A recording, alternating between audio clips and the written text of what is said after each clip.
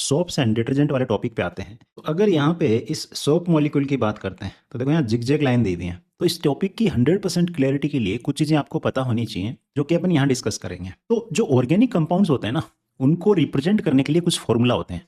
तो इस टॉपिक के लिए अपने को दो फॉर्मूलाज की नॉलेज होनी चाहिए। फर्स्ट जिसको बोलते हैं displayed formula and second one is skeletal formula. ये दोनों फार्मूला अपन जो ऑर्गेनिक कंपाउंड्स है उनको रिप्रेजेंट करने के लिए यूज करते हैं। इसको समझने के लिए अपन एक एग्जांपल ले लेते हैं, let's say ethane. Displayed formula basically वो फार्मूला होता है जहां पे अपन कंपाउंड के हर एक बॉन्ड को अपन शो करते हैं। जैसे इथेन की बात करें तो इथेन क्या होता है, C2H6, दो कार्बन सिंगल बॉन्ड से अटैच है और इनके साथ में हाइड्रोजन लगे हुए हैं। तो अपन ने सारे के सारे बॉन्ड्स यहाँ पे शो किए हैं।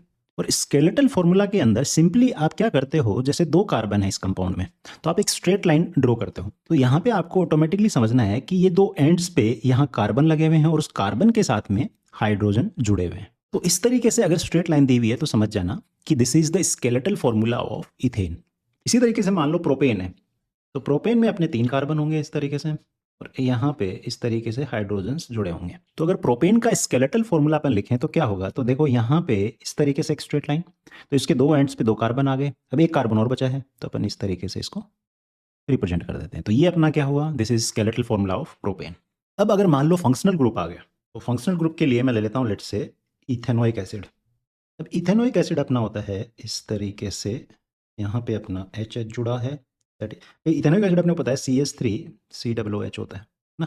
तो यहाँ पे अपन इसको बना लेंगे।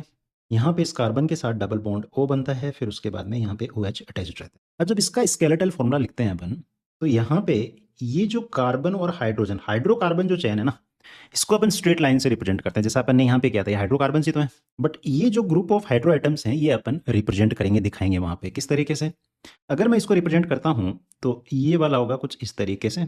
तो ये जो स्ट्रेट लाइन है इसके एंड्स पे कार्बन है और इस कार्बन के यहाँ पे अपना OH जुड़ा हुआ है, इसको इस तरीके से कर देंगे। और इस कार्बन पे अपना डबल बॉन्ड से ऑक्सीजन जुड़ा हुआ है तो जोड़ देते हैं। तो इसको अपन कुछ इस तरीके से रिप्रेजेंट कर देंगे, यहाँ ऑक्सीजन जुड़ा हुआ है। क्लियर है बात? चलिए, अब ये जो स्केलेटल फॉर्मूला अपन ने समझा है यहाँ पे, ये इतना इंपॉर्टेंट क्यों है, क्योंकि बच्चे कंफ्यूज रहते हैं। तो अब जिगजैग लाइन से समझ गए ना, बेसिकली क्या है, हाइड्रोकार्बन को रिप्रेजेंट किया हुआ है। अगर मान लो यहीं पे अगर कार्बन अपन 5 ले लेते हैं, मैं बोलता हूँ C5H12, ये हो गया पेंटेन। तो पेंटेन को अपन रिप्रेजेंट करना है यहाँ पे, तो कैसे करेंगे स्केलेटल फॉर्मूला से, 2 कार्बन, 3 कार्बन, 4 कार्बन और 5 कार्बन। तो ये जिगजैग जो बना है ना, ये बेसिकली हाइड्रोकार्बन चेन है। समझ में आ रही है बात? ठीक है।